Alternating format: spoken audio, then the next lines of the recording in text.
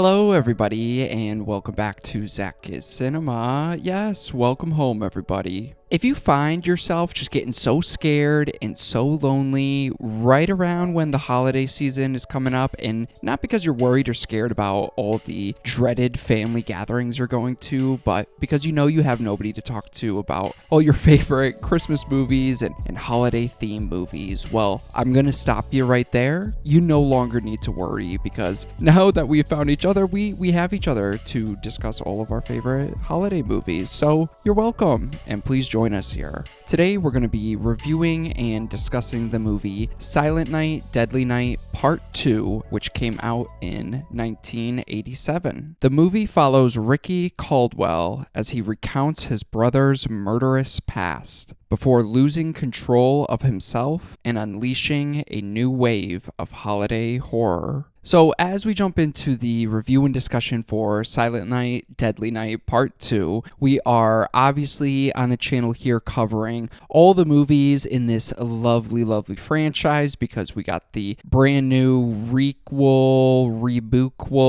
I don't know what it is, to be honest, but we got a new one in this franchise coming out just in a couple weeks that I'm really looking forward to. Heard some early good buzz. I missed it at this year's Fantastic Fest, which I was very disappointed with, but still interested in checking it out. So I thought around the holiday season it would be fun for all of us to discuss this lovely franchise. But part 2 is an interesting one where I feel like it's such a meme-worthy kind of movie where I feel like everybody's kind of seen the clips, especially of the Garbage Day one. I've seen that a million times. I've seen and heard things about the awful performance by the guy who plays Ricky in this movie. So I was familiar enough with it. So I kind of went in hoping to have some dumb, campy fun with it. And when I was preparing for this video here, I actually found out that part 2 here in the United Kingdom was originally listed as banned when the movie first came out. The MPAA system over there refused to give it a certificate, so it was essentially banned, and they later released it in the UK as an uncut version not until a couple years ago in 2020, which I found was so interesting, especially after watching the movie. I was surprised this of all movies got banned, but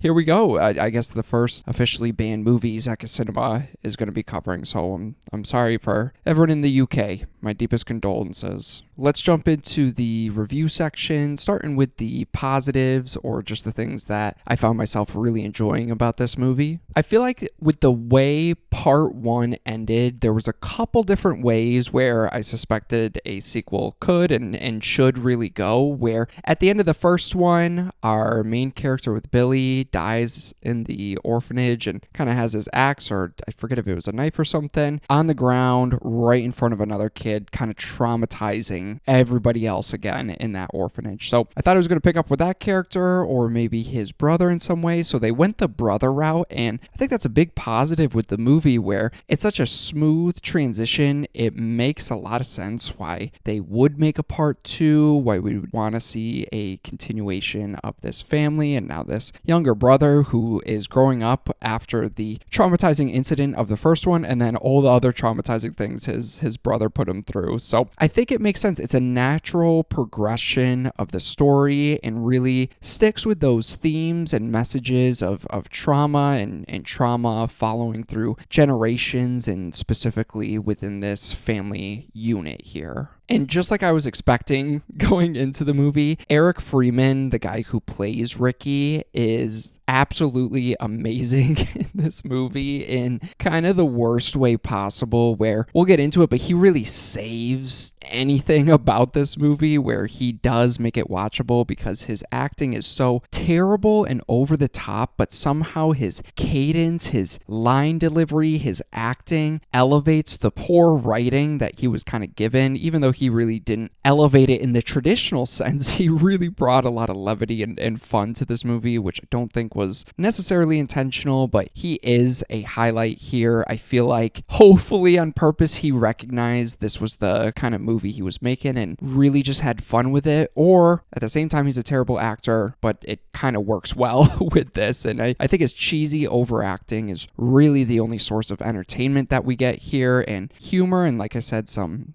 good levity comedy. And all those meme-worthy scenes that I've seen, I think even at this year's Fantastic Fest, I'm not sure if all the Alamos do this, but they have scenes in the beginning of the movie where basically telling you to shut the fuck up or get out, and they use the theater scene. So I love seeing that in the progression of this movie where Ricky's in the theater with his new girlfriend, and he gives us that beautiful line of, "No, I'm beginning to like this picture."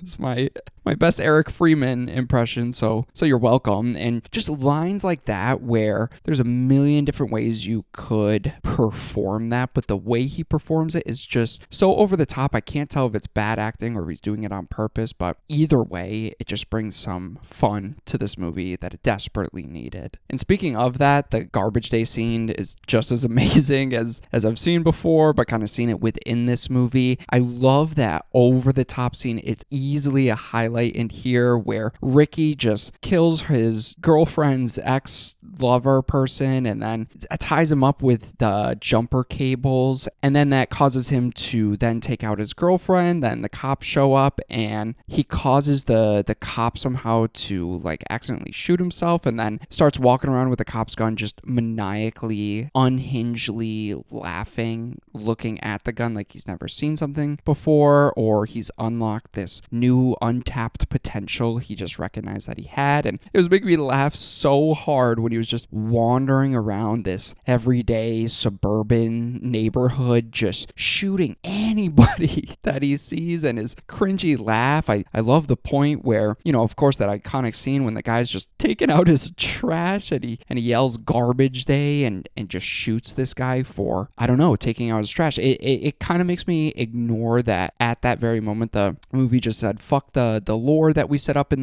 the first one. It's no longer about who Ricky's perceiving as naughty or nice. He's just an unhinged guy that is traumatized by Santa. And I feel like a scene like this kind of realizes that dumb concept for its full potential. Those couple of scenes that I just mentioned weren't the only ones. I really do love the dumb, dark humor with that umbrella kill scene where I think it's earlier on when he's in some back alley and sees this guy just bullying this other guy, like some mafia kind of boss, and stabs the dude with an umbrella all the way through, and then takes the extra effort to then extend the umbrella, and you see all the blood spattered all over the umbrella, and then he just leaves him there in the ditch or dark alley, and then as we get that body laying there, it just starts to rain and then transitions to the doctor that's interviewing Ricky in this movie, to his sweaty forehead. So I just, like, the movie is full of parts like that where I can't tell if it was done intentionally or someone was really thinking they were cooking with this masterpiece, but either way it made me laugh. So either way it's gonna end up in my positives here. But yeah, unfortunately that's kind of it here for ZakIsCinema. So let's jump into the mixed aspect I got for the movie. Now, there's a point in that movie theater scene that I feel like we've all seen, especially if you've been to the Alamo. You've seen that scene. And I didn't realize the whole context to the movie, or this scene in particular, where it all of a sudden just comes out of nowhere, where Ricky is sitting with his girlfriend in the theater. Then you get those annoying, loud-talking people in the background. But then they're watching a Killer Santa movie. And as we see the screen, we realize they're watching the first movie, even though those events are very, very much canon to this. So it's almost some over-the-top satirical fourth wall breaking kind of scene where they're watching the first movie, but that's also, those events are canon. So it's in my mix because it just comes out of nowhere. They never do anything like that again. They never address that in any sort of way. They never reference it in any sort of way. There's no other scene where fourth wall breaks like that. So it just felt so out of place. It's so unnecessary, even though it was kind of funny to me. And I think it leads to a great iconic scene where, you know, I'm beginning to like this picture. That line comes into play, but where Ricky gets to take all of I'm assuming our lovely viewers here are all of me and my viewers' lovely intrusive thoughts of harming somebody who is disrupting the movie theater experience. And Ricky right here gets to take out somebody literally, which I feel like all of our all of us movie lovers have probably had a thought or two about that. I don't know. Maybe just me. I had a couple this weekend. I'm just being honest with you guys.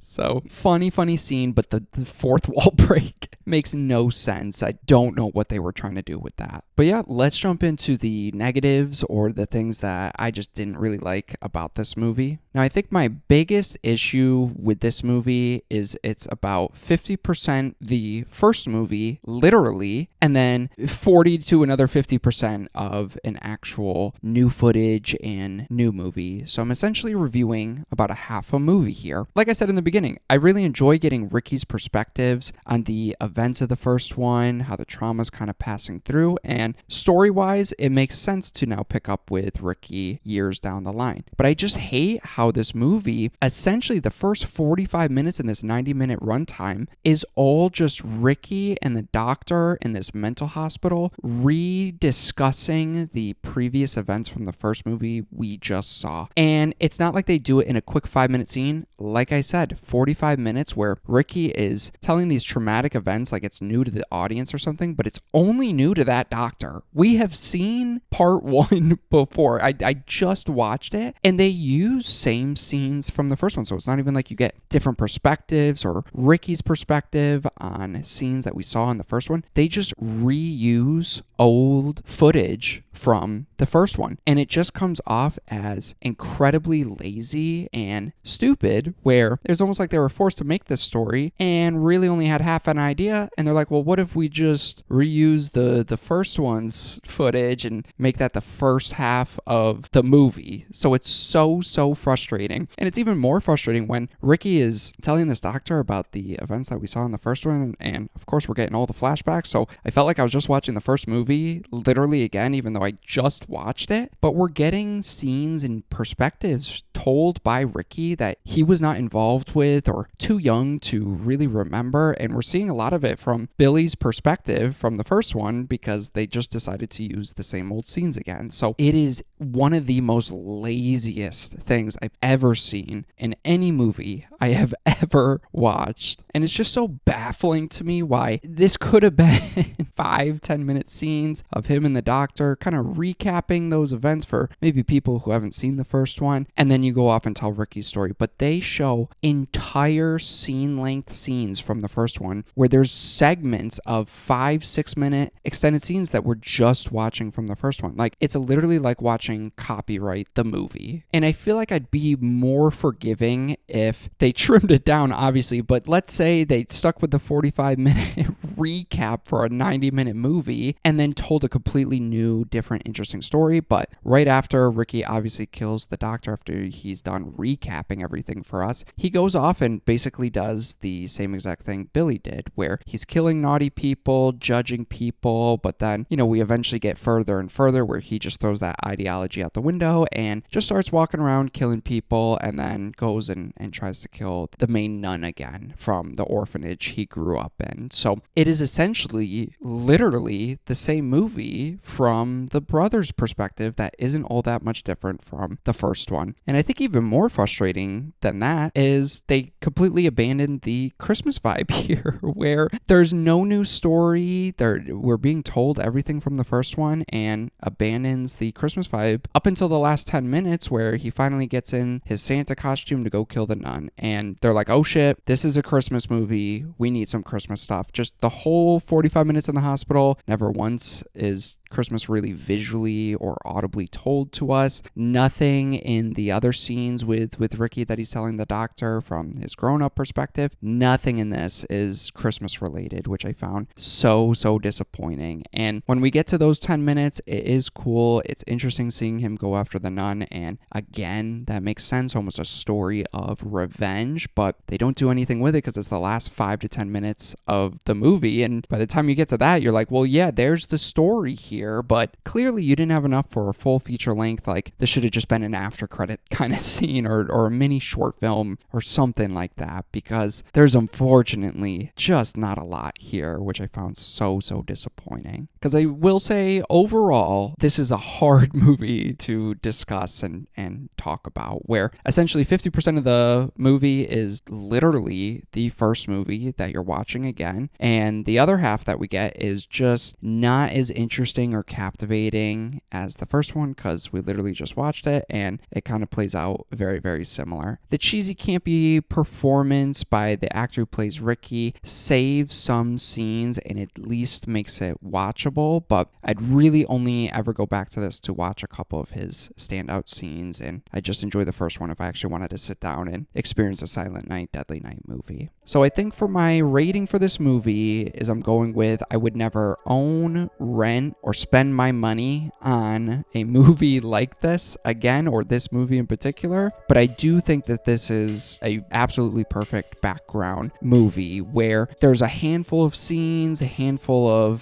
funny acting performances by the guy who plays Ricky that you can kind of look at, giggle about, think better about yourself and your life and what you're doing with your career as you just spend the rest of your days scrubbing off stuff from day old dishes rather than sitting down and watching this movie. But perfect background movie, and that's essentially all I'll really ever use it for, or I'll just look up the clips again that I want to watch. So very disappointed with this one, unfortunately. I thought it'd have the potential of being just such a fun, campy movie, but essentially that's really the last half of the movie and it's not even worth it. So you guys have my thoughts here on Silent Night, Deadly Night Part 2. Please let me know down below what your thoughts and feelings are on this movie. Do you have a complete opposite reaction to my experience with it? Did you see this one first? Do you kind of like the recap being told by Ricky's perspective? I'd love to hear everybody's thoughts and feelings on this movie down below. But yeah, look forward to the rest of the franchise here. Got some rankings planned, and of course look out for the review for the new one when it drops. So that's about it. I appreciate anybody watching my videos, so thank you so much. And yeah, look forward to more ZakIsCinema coming very soon.